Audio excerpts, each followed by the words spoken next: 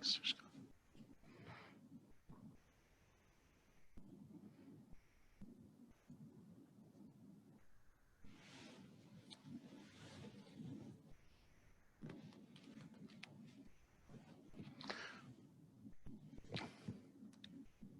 Shabbat Shalom. We have a number of students from the Mirachnik School that are with us today, and there was a group that was with us earlier, there's a group that's with us now, and I want to welcome them and welcome their parents, and hope that you find some meaning and some enjoyment in this experience with the congregation.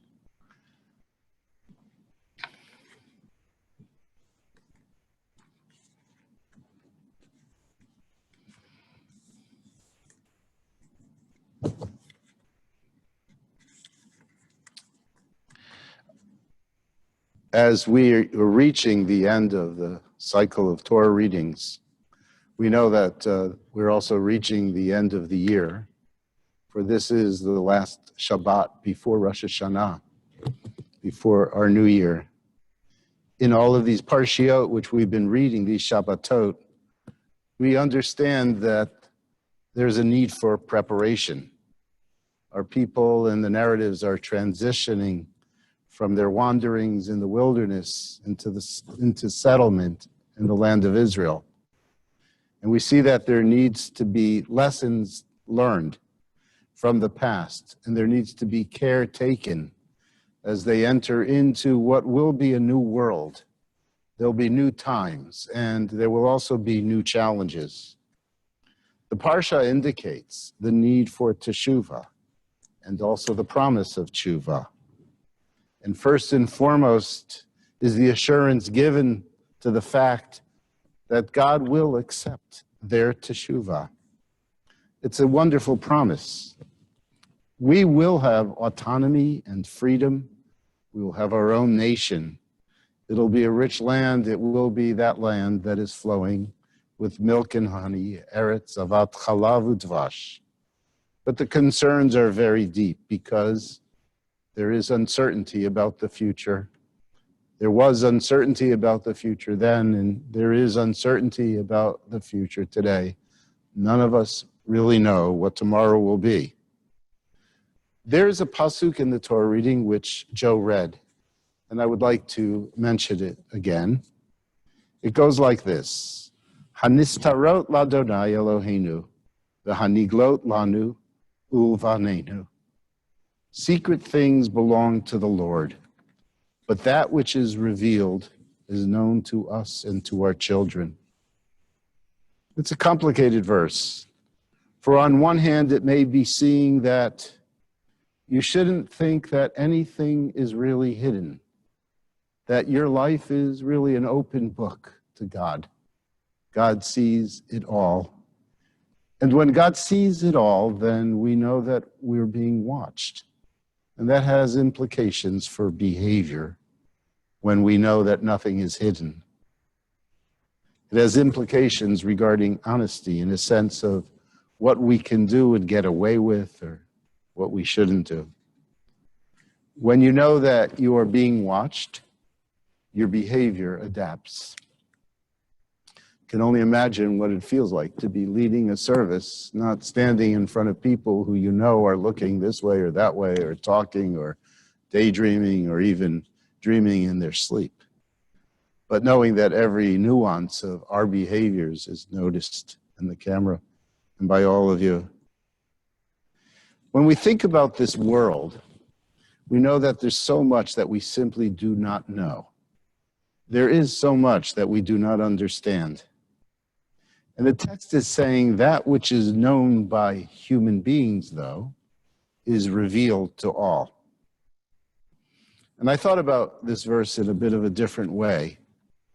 And being that our process of Teshuva, which is intensified during the month of Elul, is now 3/4 of the way finished, I wish to share an idea with you regarding the secrets that we keep.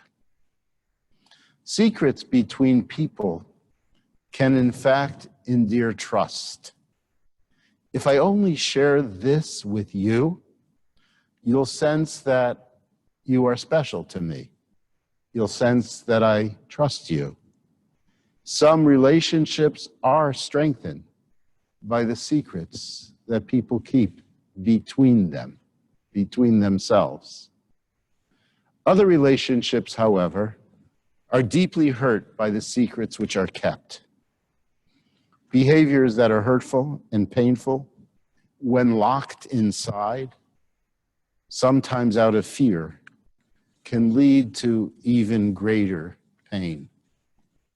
Secrets kept from loved ones can create long-term damage. Uncomfortable secrets that are locked inside homes or inside ourselves can in fact make us sick.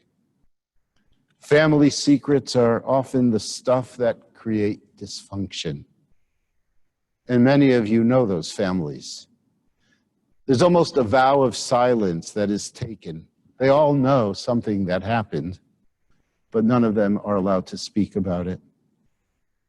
Public figures have a responsibility to share important information that has to do with the well-being of their people. They have to share the information with the people they serve. And we know even synagogue leadership needs to be committed to transparency, that when you are all stakeholders, you all have a right to know. I learned a beautiful thing from my colleague, Rabbi David Ingber, at my son's wedding. It took place at his wife's bedekin, that ceremony where the veil is lowered over her face. And I've used this idea ever since. The veiling of the bride is a very beautiful moment.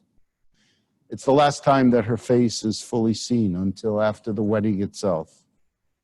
Before the bedekin, the rabbi met with the kids and he asked them the following. He said to them, "Is there anything that you are hiding from your loved one? For if there is, now is the time to share it. It will otherwise grow inside of you and there will be problems." And then in front of the gathered group, my son lowered the veil over his wife's face. And the rabbi said, "Now there's a veil that covers you, and only in that deepest place is your husband, or only your husband is allowed to enter. So marriage is most successful when you are in it with full openness, when there are no secrets." So we move towards the end of Elul. And one thing that I've learned and internalized from our tradition is that Teshuva is not a one-time event, nor is it about one category of living life. We cannot enter Rosh Hashanah and see that Teshuva as a requirement and begin to do it on that day and succeed. It is a process, it's an ongoing process. In fact, it's not just during the month of Elul, but it's part of our daily liturgy as we read regularly in the Siddur, in each Amidah that we do. V'achzirenu b'tshuva shlema lefanecha. Help us return fully before you. Not a one-time deal, but it certainly cranks up this month, and it needs soul searching, and it needs more consideration, and it needs our willingness and our capacity to dig deep into ourselves. It's really not a simple task. It's really about unveiling that which is part of our deepest selves. And as I think about all the areas that need repair in our lives, I was thinking about the things that are hidden, the behaviors, the knowledge that we have and that we repress or conceal from families, within our families, from loved ones, partners, and even the things that we try to hide from ourselves. And there's a lot that we try to hide from ourselves. Our Teshuva may be calling us then to come clean. And I found this year it calls us to speak about that which we hide, because the hidden things aren't simply matters known to God, but the hidden things may be things that damage our lives and our loved ones. The hidden things may be those things which damage our nation and our world. So I want to share a couple stories that bring me to this today, that made me think about this idea of secrets and hidden things. I recently learned from a grown woman as we prepared for her mother's funeral that she and her sister had very difficult relationships with her parents. They always felt very distant from them. It was a hard thing for her to put her finger on and a hard thing for her to understand. But it had a very large impact on their relationship and even her sense of self. She felt they were always a bit withholding from her. And she felt like because of that, they were never fully present for her as parents. She yearned for something her whole life, but didn't know what it was. She had an unsuccessful marriage, although her parents remained married for a very long time. Well, just about 2 years ago, she and her sister did 23andMe, that genetic testing that has become so popular. They discovered for the first time in their lives that they had a brother. They were now over 60 years old. Her mother, perhaps around 65 years ago or more, became pregnant, and her parents were not yet married. And so they drove to Las Vegas and they gave the baby boy up for adoption. They returned to their home and they never mentioned it. Shortly thereafter, they got married, and then they proceeded to have 2 daughters. And they never, ever spoke to their daughters about their little boy. They never spoke about their pain. It was their secret, but it had a huge impact on their relationship with the children who came later. Recently, as I said, they found their brother, and he too had struggles with his family. He felt like he never really belonged. And these parents, by denying this information, by hiding this information, by keeping this secret, they denied a relationship between siblings, between sisters and a brother, and apparently were unaware of the impact that their holding on to the secret had with their daughters. And the girls never knew why. Secrets sometimes hide things that are painful, but the hiding can create more pain. Secrets cause difficulties because they change our behavior. Last week, I officiated at the funeral of the mother, and what I felt is there was too much left unsaid.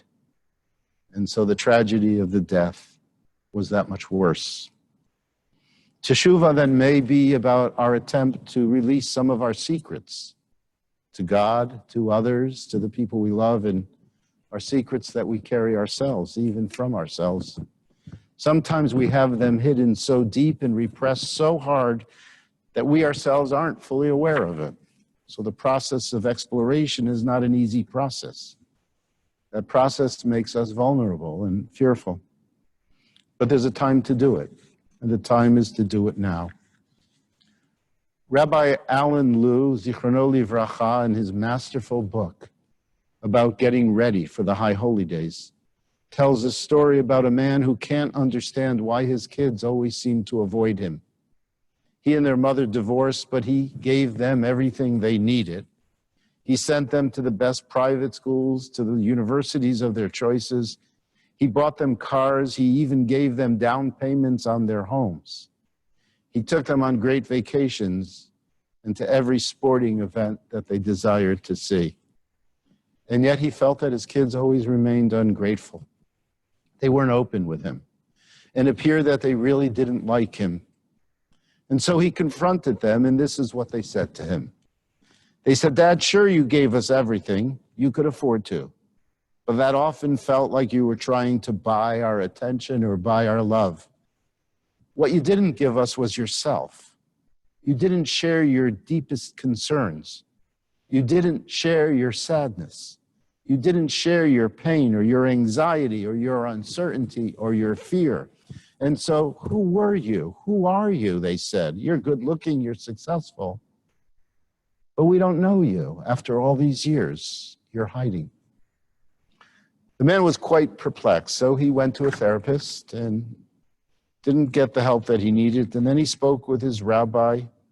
The rabbi had a little more understanding, but still he wasn't fully conscious of what he had done or what he hadn't done.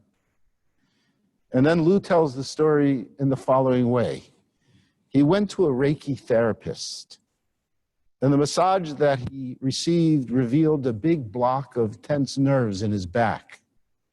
The therapist worked on relieving this for a number of sessions. And then the man had a response to the physical change. He began to cry, and memories began to flood him. He began to remember things about his childhood that he had never thought of before. Memories which were long ago packed away, which he had hidden, which were his secrets. And this is what he told Rabbi Lou. He said he was completely overprotected by his parents. He knew that they loved him and that they cared for him, but they were neurotically fearful. And they made him fearful about everything as a child growing up. And we know these parents. And so he grew up to be a man who desperately feared being hurt. And so he protected himself as tightly as he possibly could. He protected himself by hiding himself. He didn't want anyone to know his vulnerabilities. He didn't want anyone to know his insecurities. He would never share his mistakes with anyone. And the repression revealed a man who seemed okay. He was successful, but he showed no depth of feeling. He revealed nothing about himself. Nobody really knew who he was. And the insight allowed him to go back to his kids and begin to share himself with his kids, to tell them that story and his stories, and to become more open and more honest. And he could let go of his secrets. And he no longer had to hold it all in. It no longer had to be repressed. And the relationships began to resolve themselves. And he and his children were given a new opportunity. So in some ways, I'll take issue with the text we read. The secret things do not only belong to the Lord. We carry secrets. And there's a big piece of me that thinks that our Teshuva should include revealing them, looking at them, opening up to them, speaking to those we love, sharing hidden feelings before the veil drops, and before there's no turning back. And that way we can do a fuller Teshuva by becoming one with ourselves through our honesty to ourselves, becoming one with those whom we love, and becoming one with God. Teshuva, they say, is not for sissies. It's really for strong men and strong women who are willing to confront themselves, to make life more real and make their relationships and their lives more whole. So give it some thought over the next week and the days that follow after Rosh Hashanah till Yom Kippur.